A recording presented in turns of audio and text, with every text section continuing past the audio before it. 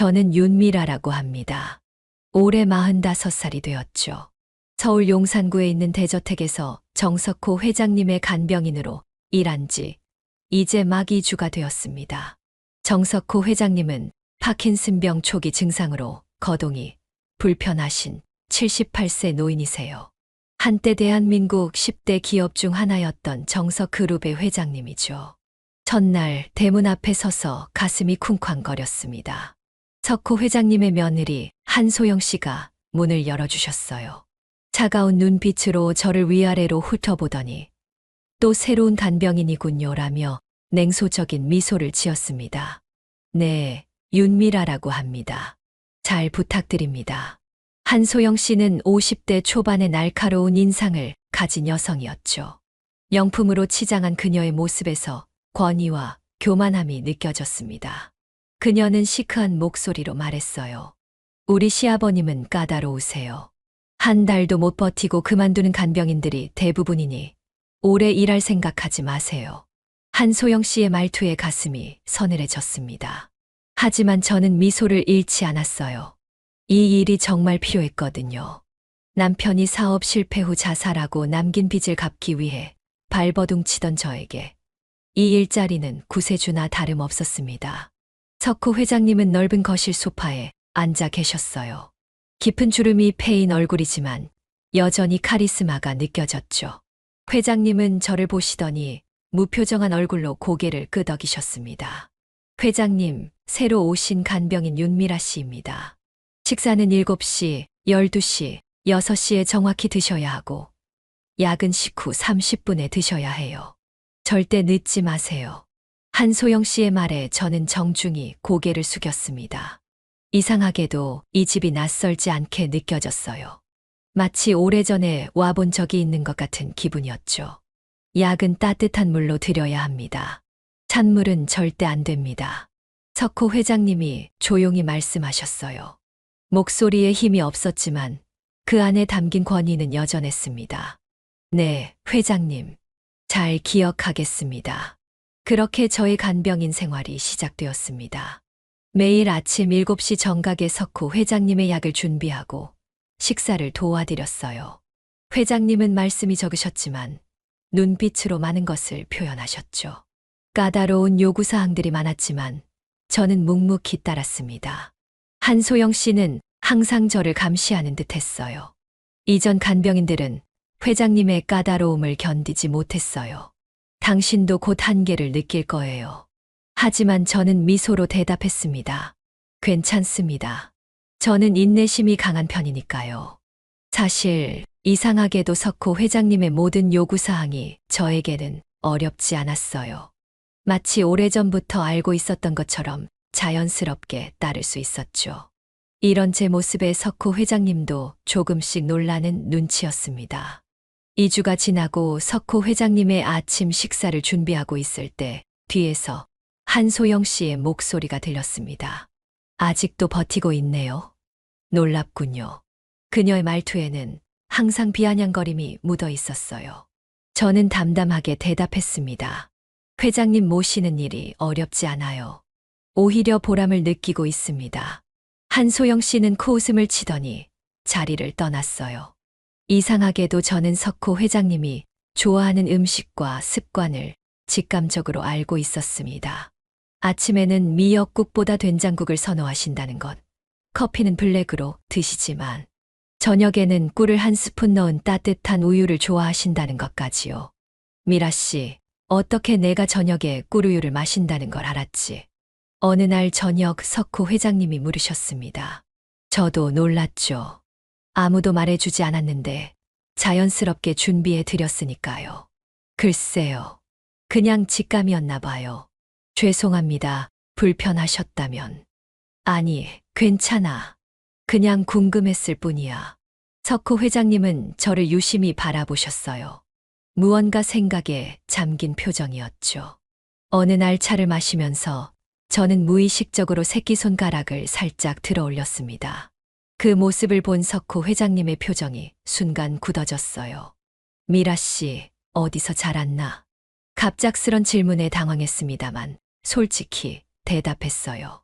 서울 근교 해바라기 집이라는 고아원에서 자랐습니다.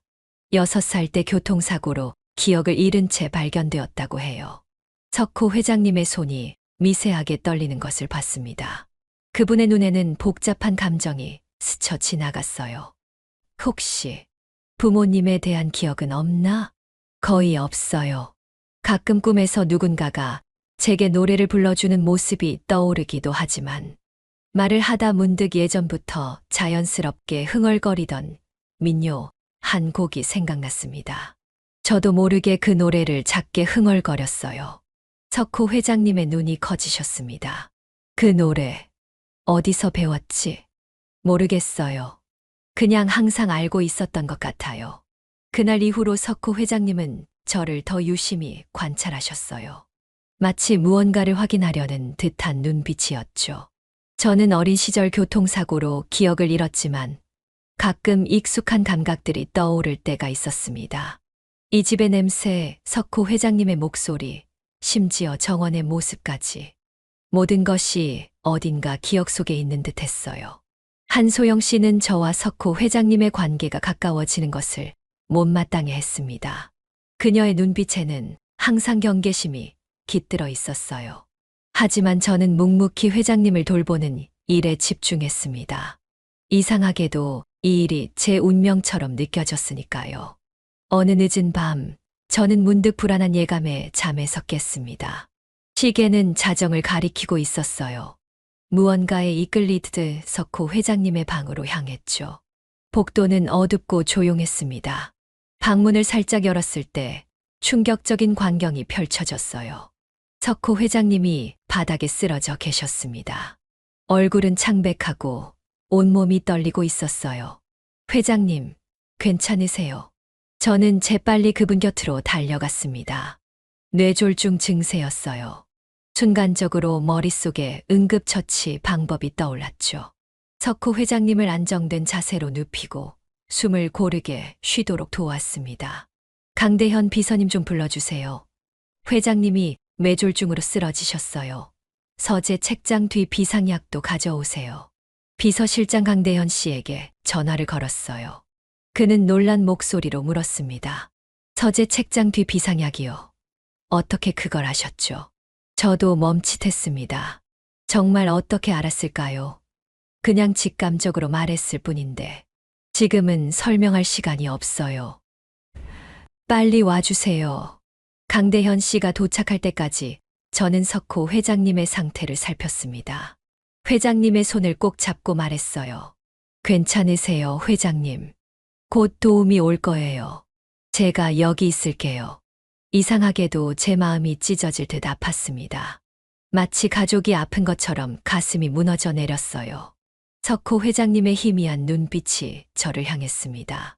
그 눈에는 놀라움과 복잡한 감정이 담겨 있었어요. 강대현 씨가 급히 도착했고 곧 구급차가 왔습니다. 병원으로 향하는 내내 저는 석호 회장님의 손을 놓지 않았어요. 이상한 일이었죠. 고용된 지 불과 2주 된 간병인인데 마치 오랜 가족을 대하듯 자연스럽게 행동하고 있었으니까요. 병원에 도착하자마자 석호 회장님은 중환자실로 옮겨졌습니다. 저는 대기실에서 밤을 새웠어요. 한소영 씨도 새벽에 도착했지만 그녀의 눈에는 걱정보다는 계산하는 듯한 빛이 있었습니다. 너무 걱정하지 마세요. 우리 시아버님은 강하신 분이에요. 하지만 그녀의 말에는 진심이 느껴지지 않았습니다. 오히려 회장님의 상태가 악화되길 바라는 듯한 냉기가 느껴졌죠. 다음 날 아침 석호 회장님이 의식을 되찾으셨다는 소식을 들었습니다. 안도의 한숨을 내쉬었어요. 중환자실에 들어갔을 때 석호 회장님은 약해진 모습이었지만 눈빛만은 여전히 또렷했습니다. 미라 씨가 내 목숨을 구했다고 하던데. 석호 회장님의 말에 저는 고개를 저었어요. 아닙니다. 그저 운이 좋았을 뿐이에요. 어떻게 알았지? 서재 책장 뒤 비상약에 대해서 저도 설명할 수 없었습니다. 그냥 알았을 뿐이었어요.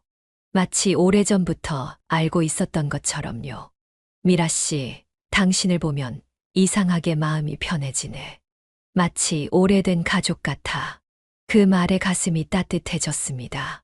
석호 회장님과 저 사이에 특별한 유대감이 형성되기 시작했어요. 하지만 그 모습을 지켜보는 한소영 씨의 눈빛은 점점 더 차가워져 갔습니다. 병원에서 일주일을 보낸 후 석호 회장님은 저택으로 돌아오셨습니다. 그분의 상태는 많이 호전되었지만 여전히 조심스러운 간호가 필요했어요. 저는 24시간 회장님 곁을 지켰습니다. 이상하게도 이 일이 부담스럽지 않았어요.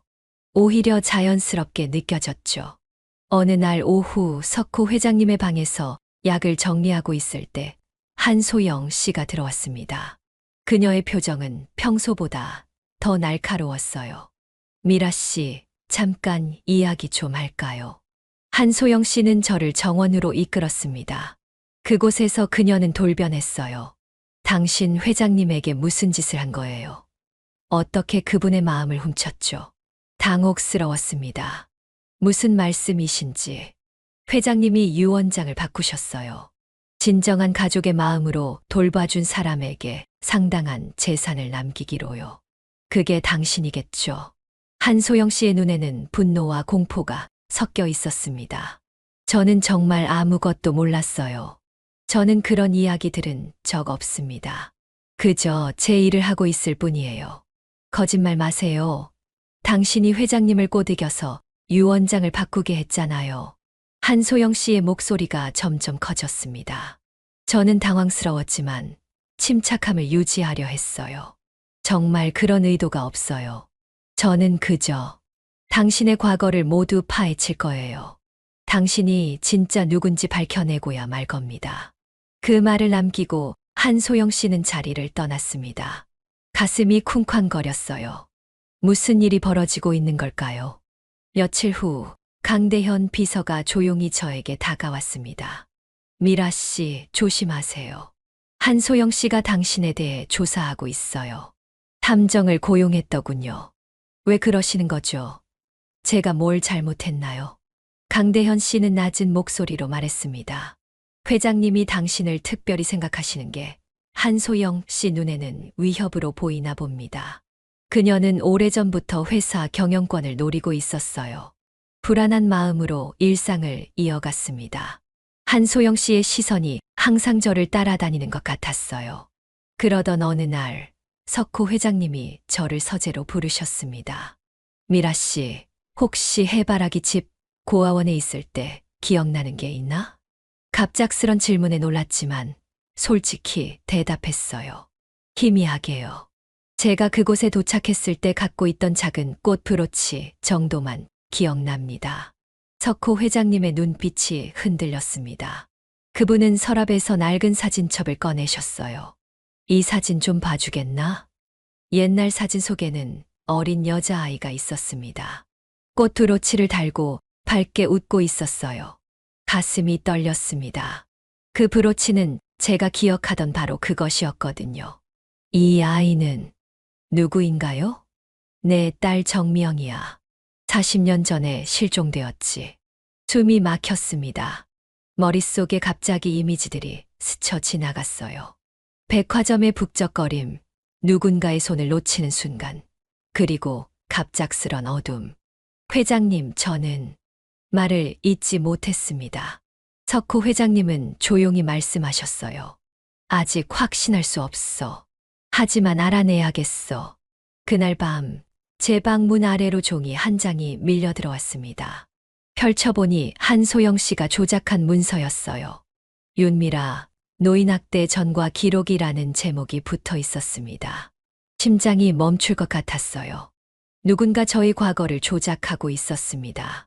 다음 날 아침, 저는 차마 석호 회장님을 마주할 수 없었습니다. 한소영 씨가 조작한 기록을 회장님에게 보여주었을까요? 불안한 마음으로 아침 식사를 준비하는데 뒤에서 발소리가 들렸습니다. 미라 씨, 석호 회장님이었어요. 저는 천천히 돌아섰습니다. 그분의 눈빛은 따뜻했어요. 예상과 달리요. 이 서류를 보셨을까요? 떨리는 손으로 조작된 문서를 내밀었습니다. 석호 회장님은 고개를 끄덕이셨어요. 보았네. 하지만 걱정 말게. 이건 거짓말이라는 걸 알고 있어. 안도의 한숨이 나왔습니다. 어떻게 아셨어요? 강대현이 이미 원본 기록을 확인했어. 한소영이 고아원 기록을 조작하려 했지만 원장 선생님이 이미 모든 것을 말해주셨거든. 눈물이 났습니다. 제 진실을 믿어주는 사람이 있다는 사실이 감격스러웠어요. 회장님, 감사합니다. 정말 제가 그런 사람이 아니라는 걸 믿어주셔서. 석호 회장님은 저의 어깨를 부드럽게 잡으셨습니다. 미라 씨, 나는 당신을 처음 봤을 때부터 무언가 특별한 느낌이 들었어. 마치 오래된 인연 같은. 그분의 말씀에 가슴이 떨렸어요. 저도 그런 느낌이 있었으니까요. 그날 오후 석호 회장님의 방에서 청소를 하던 중 우연히 오래된 오르골을 발견했습니다. 호기심에 이끌려 열어보았어요. 아름다운 멜로디가 흘러나왔습니다. 갑자기 머릿속에 이미지들이 밀려왔어요. 어린 시절 누군가가 이 오르골을 들려주며 노래를 불러주던 기억. 눈물이 왈칵 쏟아졌습니다. 그때 문이 열리며 석호 회장님이 들어오셨어요. 저의 눈물을 보시고는 놀라셨습니다. 미라 씨, 왜 울고 있지? 이 노래, 어디선가 들어본 것 같아요. 너무 익숙해서. 석호 회장님의 얼굴이 창백해졌습니다. 이 오르골은 내 딸 미영이의 것이었어. 매일 밤 자기 전에 들려주던. 둘이서 말없이 오르골 소리를 들었습니다. 공기 중에 무언가 알 수 없는 감정이 떠다녔어요. 다음 날 석호 회장님은 저를 서재로 부르셨습니다. 그곳에는 강대현 비서도 있었어요. 미라 씨, 당신의 목에 있는 작은 반점. 태어날 때부터 있었나? 손으로 목을 만지며 대답했습니다. 네, 항상 있었어요. 왜 물으시죠? 석호 회장님은 강대현 씨에게 고개를 끄덕이셨어요. 강대현 씨는 낡은 사진을 내밀었습니다. 사진 속 어린 미영의 목에도 똑같은 위치에 반점이 있었어요. 그리고 이건 해바라기 집 고아원의 기록입니다. 1983년 강남의 한 백화점에서 발견된 여자아이. 기억을 잃은 채로요. 숨이 막혔습니다. 그날이 바로 정미영이 실종된 날이었어요. 회장님, 이건. 석호 회장님의 눈에 눈물이 고였습니다. DNA 검사를 해보면 확실해질 거야. 하지만 내 마음은 이미 알고 있어. 당신이 내 딸 미영이라는 걸. 그 순간 현관문이 세게 닫히는 소리가 들렸습니다. 누군가 우리의 대화를 엿듣고 있었던 거예요. 창밖으로 급히 나가는 한소영 씨의 모습이 보였습니다. 강대현 씨가 긴장한 목소리로 말했어요. 조심하셔야 합니다. 한소영 씨가 모든 것을 들었을 가능성이 크네요. 석호 회장님의 표정이 굳어졌습니다. 이제 그녀가 무슨 짓을 할지 모르겠군. 미라 씨를 24시간 보호해야 해. 그날 밤 저는 잠을 이루지 못했어요. 제가 정말 정미영일까요? 40년 전 실종된 석호 회장님의 딸. 머릿속에 조각난 기억들이 떠다녔습니다. 하지만 확신할 수 없었어요. 그저 내일 DNA 검사 결과가 모든 것을 말해줄 거라는 생각뿐이었습니다. DNA 검사를 위해 병원을 다녀온 다음 날, 저택은 석호 회장님의 팔순 잔치 준비로 분주했습니다. 평소 같으면 큰 행사장을 빌려 성대하게 치렀겠지만 회장님의 건강을 고려해 저택에서 소규모로 진행하기로 했어요. 한소영 씨는 이례적으로 직접 특별 요리를 준비한다고 나섰습니다. 시아버님 생신을 위해 제가 직접 전통 약식을 준비했어요. 회장님이 가장 좋아하시는 거죠. 그녀의 갑작스러운 효심에 의아했지만 겉으로는 미소를 지었습니다. 정성이 대단하시네요. 한소영 씨는 저를 노려보더니 작게 속삭였어요. 당신이 뭐라고 해도 소용없어요. 곧 모든 게 끝날 테니까. 그 말에 등골이 오싹했습니다. 왠지 불길한 예감이 들었어요.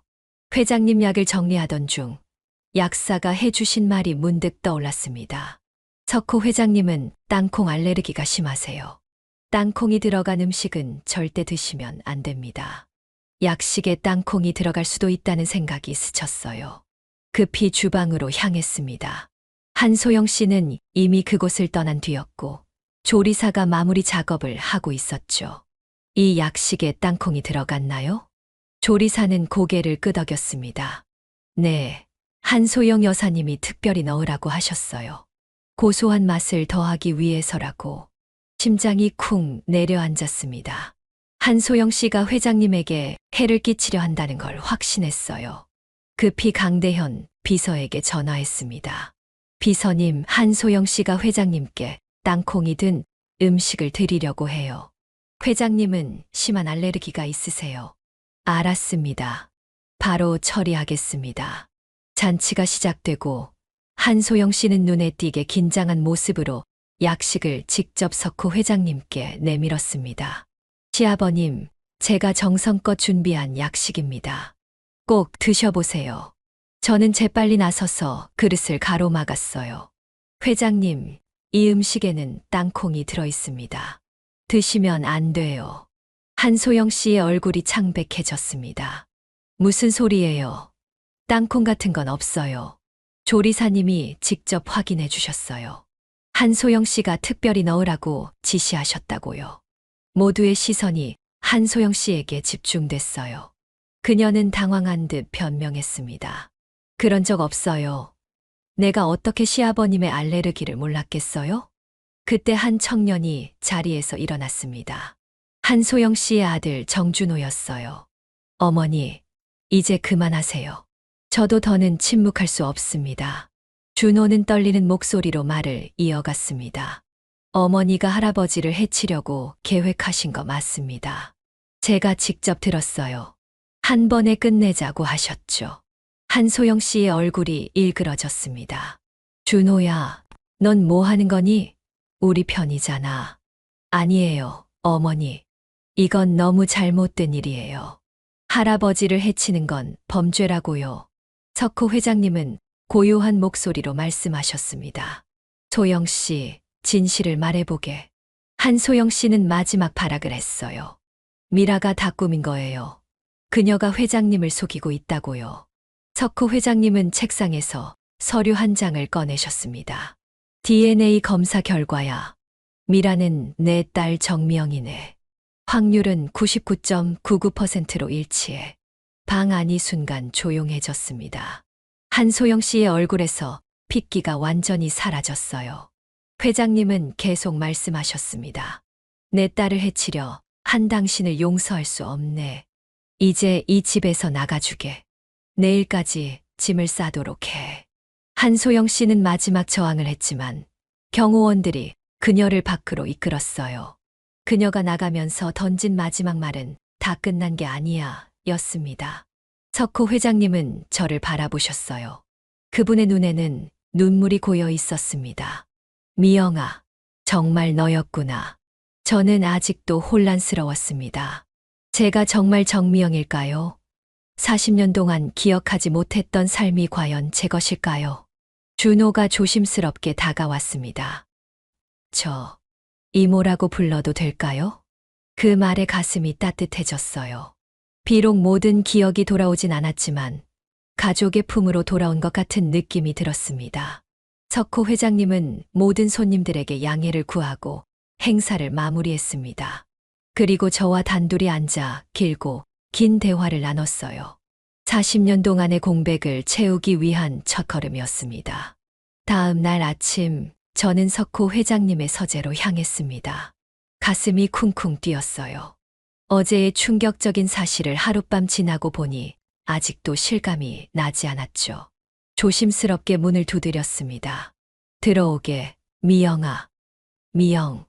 이제 제 이름이 된 이름이 아직 낯설게 느껴졌습니다. 석호 회장님은 창가에 서 계셨어요. 그분의 뒷모습에서 40년의 세월이 느껴졌습니다. 앉게, 딸아. 테이블에는 오래된 앨범과 여러 서류들이 펼쳐져 있었어요.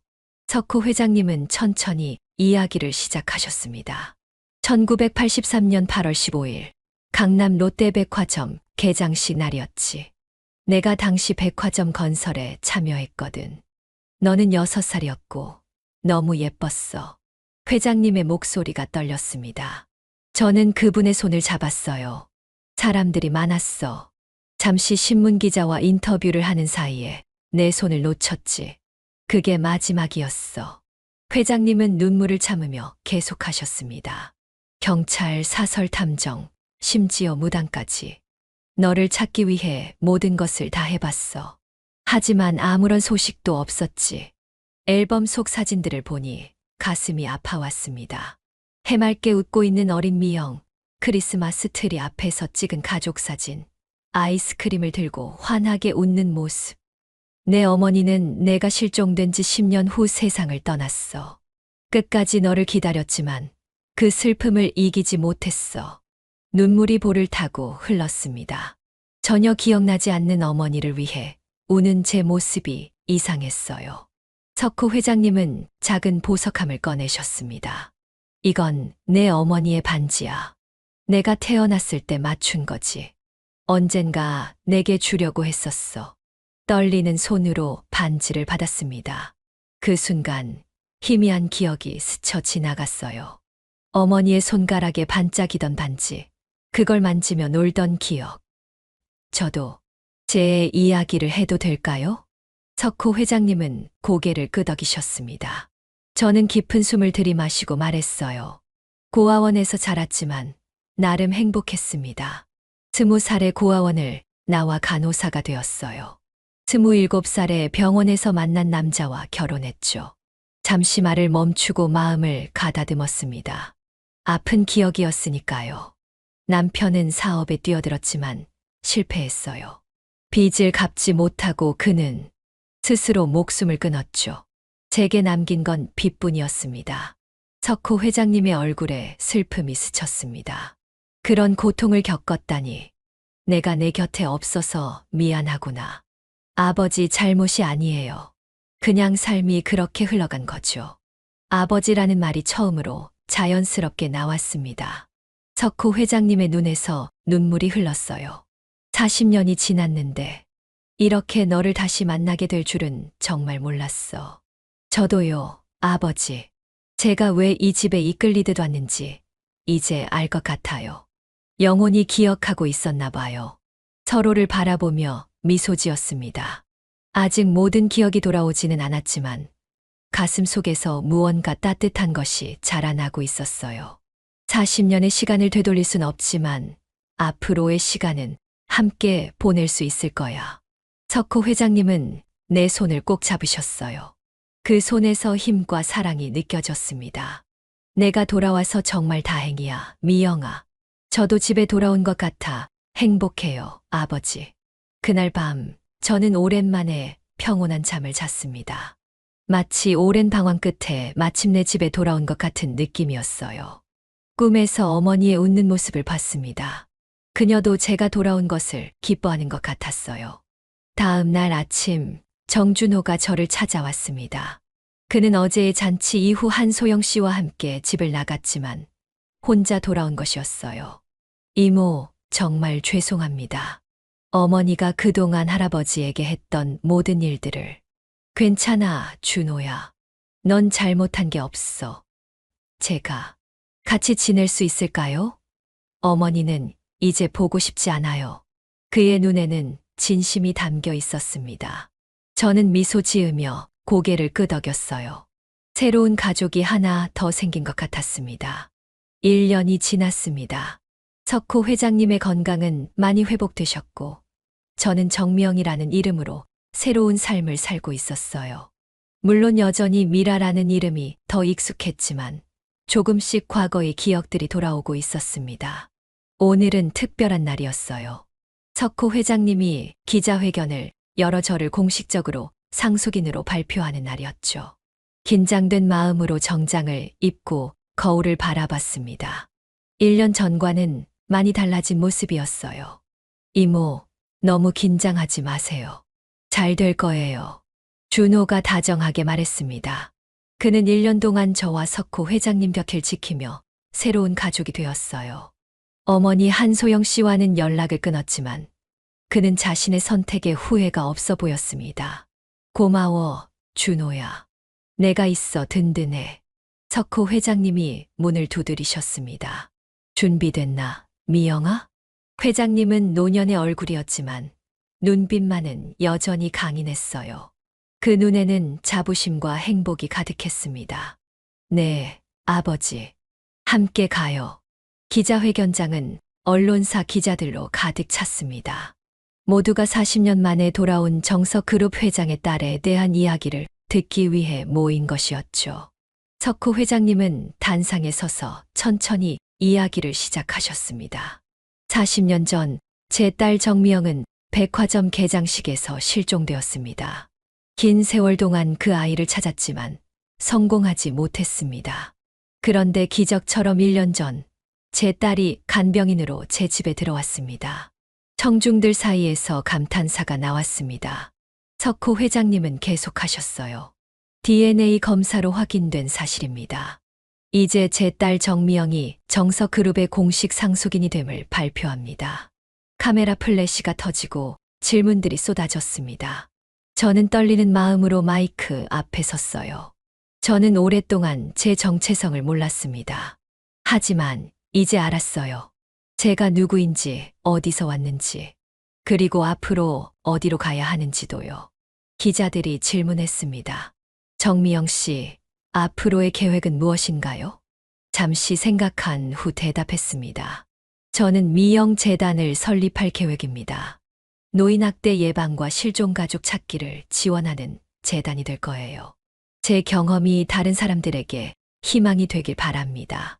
기자회견이 끝난 후 석호 회장님은 저와 준호를 데리고 40년 동안 살아온 저택을 노인복지센터로 기증하는 서류에 서명하셨습니다. 새로운 시작을 위한 상징적인 행동이었어요. 이 집에서의 마지막 밤이네요, 아버지.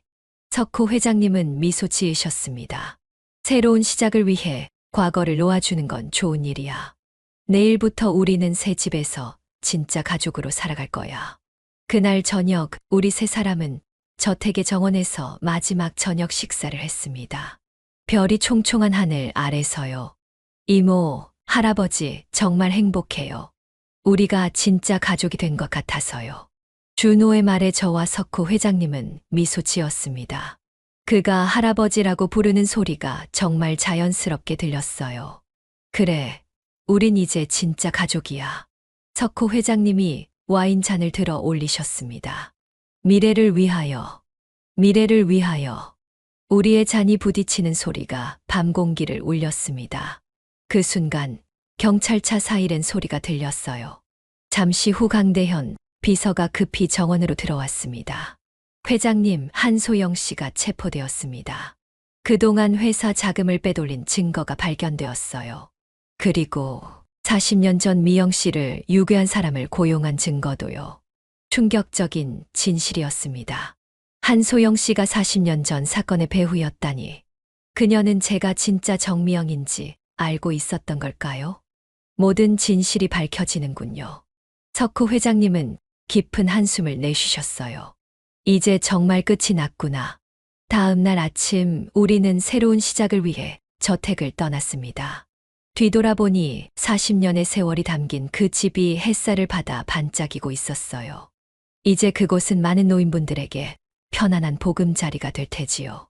준비됐니, 미영아? 석호 회장님이 저의 손을 잡으셨습니다. 준호도 다른 쪽 손을 잡았어요. 네, 아버지. 이제 정말 준비됐어요. 새로운, 진짜 인생을 시작할 준비가요. 우리 세 사람은 손을 꼭 잡고 새로운 집으로 향했습니다. 40년의 기다림, 상처, 아픔을 뒤로하고 이제 진정한 가족으로서의 삶을 시작하는 순간이었어요. 인생은 때로 우리가 상상할 수 없는 방식으로 우리를 운명의 자리로 이끌어주는 것 같습니다. 누가 알았을까요? 빈털터리 간병인이었던 제가 사실은 재벌 회장의 잃어버린 딸이었다는 것을. 그리고 40년 만에 집으로 돌아와 진정한 행복을 찾게 될 줄을요. 이것이 제 이야기입니다. 윤미라에서 정미영으로 40년 만에 찾은 진짜 내 모습의 이야기요. 오늘 영상이 좋으셨다면 구독과 좋아요, 알림 설정 부탁드립니다. 감사합니다.